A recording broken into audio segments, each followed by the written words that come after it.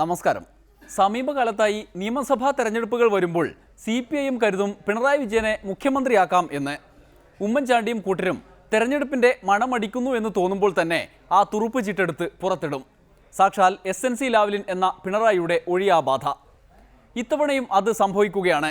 CBI കോടതി കുറ്റപത്രം തന്നെ വേണ്ടെന്ന് പറഞ്ഞ് തള്ളിയ ലാവ്ലിൻ കേസിൽ 3 വർഷത്തിന് ശേഷം നവകേരള മാർച്ചിന്റെ പടി ചവിട്ടാൻ പിണറായി കാലെടുത്ത് വച്ചപ്പോൾ ഒരു അപ്പീൽ ഹർജി വരികയാണ്. സർക്കാരിന്റെ വക. പിണറായിയുടെ പ്രതീക്ഷകൾക്ക് മേൽ പറക്കുന്ന ലാവ്ലിൻ വാൾ തടുക്കാൻ പരിച മതിയാകുമോ എന്നതാണ് ചോദ്യം. ഡെമോക്രസി തുടങ്ങുകയാണ്. എല്ലാവർക്കും സ്വാഗതം. VS അച്യുതാനന്ദനെ ഒതുക്കാൻ പെടാപ്പാട് പെടുമ്പോഴെല്ലാം പിണറായി കുരുങ്ങാറുള്ള കുരുക്കായിരുന്നു SNC ലാവ്ലിൻ കേസ്.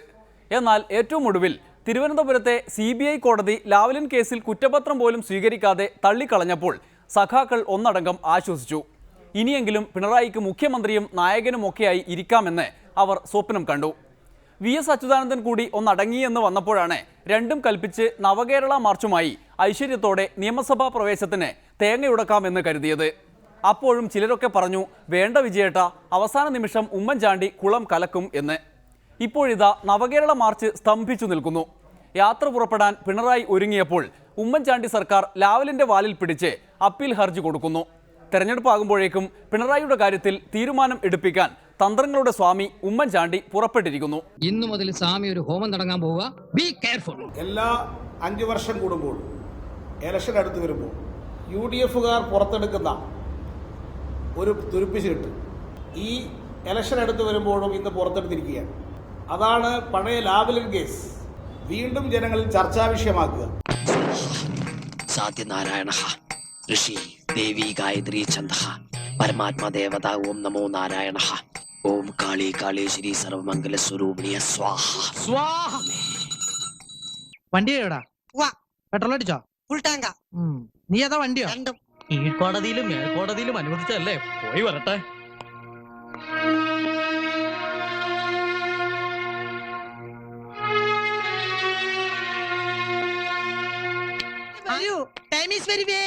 എന്താണ് ഈ യാത്രോദ്ദേശം? വലിയ ജ്ഞാനദൃഷ്ടിയുള്ള ആളല്ലേ, കണ്ടുപിടിക്കൂ. എന്തായാലും നാം ഇവിടെ ഉള്ളിടത്തോളം കാലം അനുവദിച്ചുകൂടല്ലോ. മാർഗമധ്യേ നാം ഒരു അപകടം കാണുന്നു. വിശ്വസിച്ചാൽ നിങ്ങൾക്ക് കൊള്ളാം. ഇല്ല, എനിക്ക് ആരും വിശ്വാസമില്ല. പ്രത്യേകിച്ച് ഇതുപോലുള്ള ആസാമിമാരെ ഒട്ടും വിശ്വാസമില്ല. വിശ്വാസമില്ലെങ്കിൽ ഒന്ന് പോയി നോക്കൂ കുഞ്ഞെ. ഞാൻ പോകും. അധിക പ്രസംഗം വേണ്ട. അതീന്ദ്രിയ ജ്ഞാനം കൊണ്ടുള്ള പ്രവചനമാ. ഈ പ്രവചനം ഞാൻ പൊളിച്ചടക്കി കൈ തരും. ഞാൻ പോവാതിരിക്കുന്ന പ്രശ്നമില്ല. എന്താ ഈ പ്രവചനം ഒരു വെല്ലുവിളിയായി ഏറ്റെടുത്ത് കുസൂർ ഒറ്റയ്ക്കത് പൊളിക്കണമെന്നാണ് എന്റെ വാശി. എല്ലാം അവിടുത്തെ കയ്യിൽ സമർപ്പിക്കുന്നു. ഗുരുവേ നമഃ. ആസാമിയുടെ ഒരു പ്രവചനേ.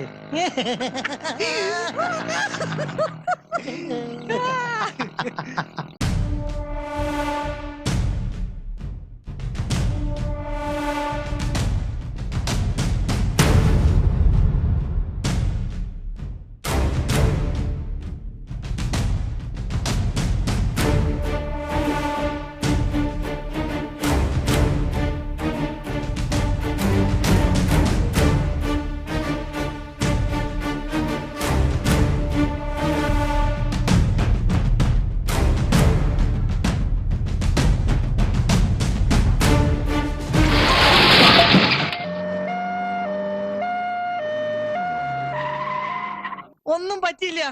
ഒരു ജീപ്പായിട്ടൊരു ചെറിയൊരു ഏറ്റുമുട്ടൽ. ആംബുലൻസ് വണ്ടിയുടെ നിലവിളി കേട്ടപ്പോ ഞാൻ വിചാരിച്ച് ഡെഡ് ബോഡി ആയിരിക്കും. അങ്ങനെ എളുപ്പമൊന്നും ശവമാവുന്ന ബോഡി അല്ല ഇത്. പ്രിയ വർക്കേഴ്സ്, നിങ്ങൾ ആരും കരയരുത്. ഇങ്ങനെയുള്ള അപകടങ്ങൾ വരുന്നത് എനിക്ക് വലിയ ഇഷ്ടാ. അയ്യോ, വല്ലപ്പോഴൊരിക്കലേ വരുള്ളൂ. അത് ഞാൻ ഓണം വിഷു പോലെ ആഘോഷിക്കും. അറിയാത്ത പിള്ളക്ക് ചൊറിയുമ്പോഴേ അറിയൂ. പറഞ്ഞാൽ അനുസരിക്കൂലല്ലോ, അനുഭവിക്കുക. പതിവ് പോലെ ഈ തെരഞ്ഞെടുപ്പിലും ഉമ്മൻചാണ്ടി ആ ബോംബ് പൊട്ടിച്ചു എന്നർത്ഥം. ലാവ്ലിൻ ബോംബ് എന്ന തുറുപ്പ് ചീട്ട്.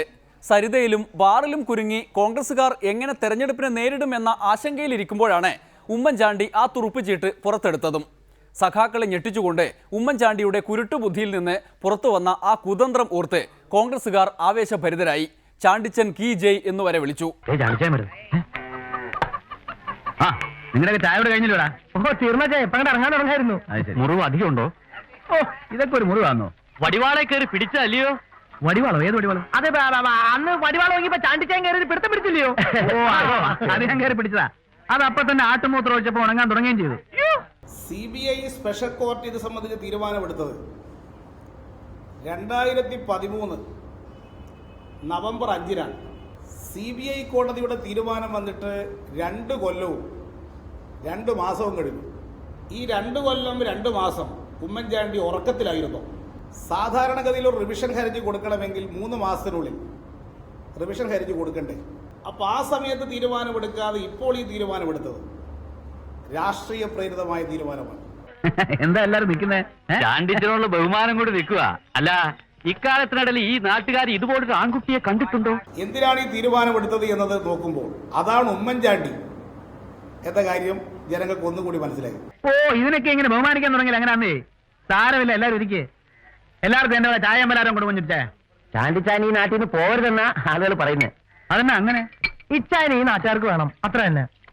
ഈ RSS കൈപ്പിടിയിലാണ് CBI എന്ന് വന്നതോടുകൂടി RSSും ഉമ്മൻചാണ്ടിയും, പ്രത്യേകിച്ച് കുമ്മനം രാജശേഖരനും ഉമ്മൻചാണ്ടിയും നടത്തിയിട്ടുള്ള ഗൂഢാലോചനയാണ് ഇന്ന് ഈ തീരുമാനത്തിലേക്ക് എത്തിയിട്ടുള്ളത്. അല്ലെങ്കിൽ 2 കൊല്ലം 2 മാസമായി തീരുമാനിക്കാത്തവർ ഇപ്പോൾ ഈ തീരുമാനമെടുത്തതിന് എന്താണ് യുക്തി? ഓ, ഞാനൊക്കെ എന്നതാ ഒരു പുഴു. വെറുമൊരു പുഴുവല്ല എന്ന് ഉമ്മൻചാണ്ടി സുധീറിനും ചെന്നിത്തലയ്ക്കും തെളിയിച്ചു കൊടുത്തിട്ടുണ്ടല്ലോ. ഇപ്പോൾ പിണറായി വിജയനും ആവർത്തിച്ച് പണി കിട്ടുകയാണ്. ഇനി ലാവ്ലിൻ്റെ പേരിൽ നവകേരള യാത്രയും നിയമസഭാ തെരഞ്ഞെടുപ്പും മുങ്ങിപ്പോകും എന്നർത്ഥം. ഇതൊക്കെ കൊണ്ടാണ് പിണറായി മാറി നിൽക്കട്ടെ, VS സ്ഥാനാർത്ഥിയാകട്ടെ എന്ന് ചില സഖാക്കളൊക്കെ പറയുന്നത്. എന്തായാലും ചാണ്ടിച്ചായൻ്റെ ഈ ലാവ്ലിൻ കൃഷിക്ക് പഴയതുപോലെ ഇത്തവണ വിളവ് കിട്ടുമോ എന്നതാണ് മറ്റൊരു ചോദ്യം. മണ്ണ് നല്ല ഫസ്റ്റ് ക്ലാസ് മണ്ണാ. ഇവിടെ തന്നെ വെള്ളം കൂടെ കിട്ടിയിരുന്ന ഒരു കലക്കായിരുന്നു. അല്ല, നമുക്കിവിടെ ഒന്നും കൂടി കുഴിച്ച് നോക്കിയാലോ? വരട്ടെ. ഇപ്പൊ നമ്മൾ കിണറിന്റെ പുറകെ പോയാൽ വാഴയുടെ പണി പ്രശ്നത്തിലായി പോകും. ഇതിൽ നിന്നുള്ള കൊല വെട്ടി കഴിഞ്ഞേച്ച് നമുക്ക് കിണറിന്റെ പണി നോക്കാം. അത് ശരിയാ. കീഴ്ക്കോടതിയുടെ വിധിക്കെതിരെ ഹൈക്കോടതിയിൽ അപ്പീൽ നിലവിലുണ്ട്. ഇടപെട്ടപ്പായി ആ എരണം കെട്ടനോട് ചിലക്കാണ്ടിരിക്കാൻ പറ. എന്ത് നല്ല കാര്യം പറഞ്ഞാലും ഒന്ന് ഉടക്കുണ്ടാക്കും. പൂളും താങ്കരിയ ഏങ്ക ഇങ്ക ഉണ്മയെ ചൊല്ലക്കൂടാതെങ്ക. ഇലക്ഷൻ വരുന്ന സമയത്ത് എടുക്കാമെന്ന് കണക്കാക്കി വെച്ചൊരു ബോംബ് പോലെയാണ് ഇന്നിപ്പോ ഒരു ബോംബ് പൊട്ടി എന്നുള്ള വിധത്തിൽ മാധ്യമങ്ങൾ ഇതിന് പ്രചാരവേല കൊടുക്കുന്നതായിട്ട് കാണുന്നു. മിണ്ടായിരടാ. ചാണ്ടിച്ചായോട് എതിര് പറയുന്നവരെ കഴുത്തിന് മേലെ തല കാണിയല്ല. അറിയാമോ നിനക്ക്? അല്ല ചാണ്ടിച്ചായ, ഇവരല്ലെങ്കിൽ ഇതിനെ കൂലി വേണ്ടെന്ന് പറഞ്ഞ് ഇവിടെ കടന്ന് കറങ്ങണത്. എടാ മാരുതി, നീ പോടേ, പല കൂലി കിട്ടുന്ന ജോലിക്ക് പോടേ. ഇതേപോലെ തന്നെയായിരുന്നു മുമ്പ് ഈ കേസ് CBIക്ക് വിടാൻ തീരുമാനിച്ചതും ഇതേപോലത്തെ ഒരു ഘട്ടത്തിലാണ്. 2006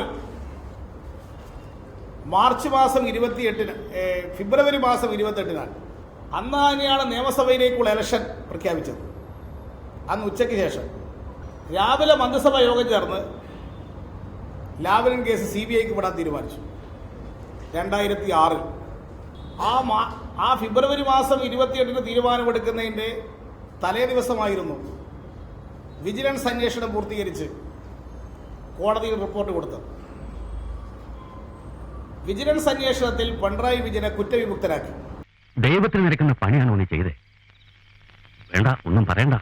പറഞ്ഞാൽ ചിലപ്പോൾ ഞാൻ നിയന്ത്രണം വിട്ടുപോകും.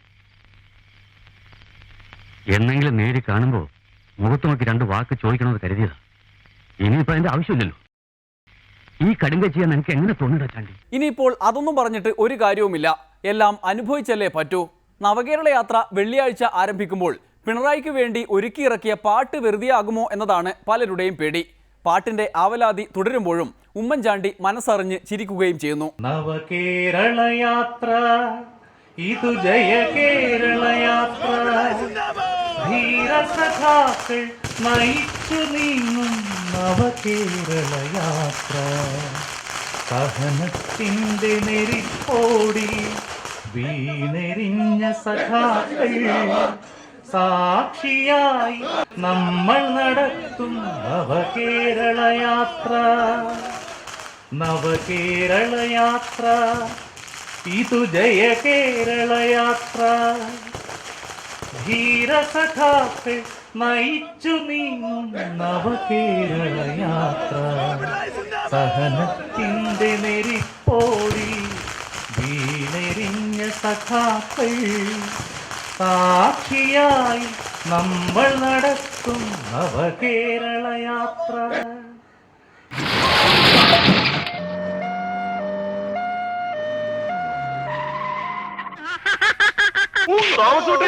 വിട്ടോ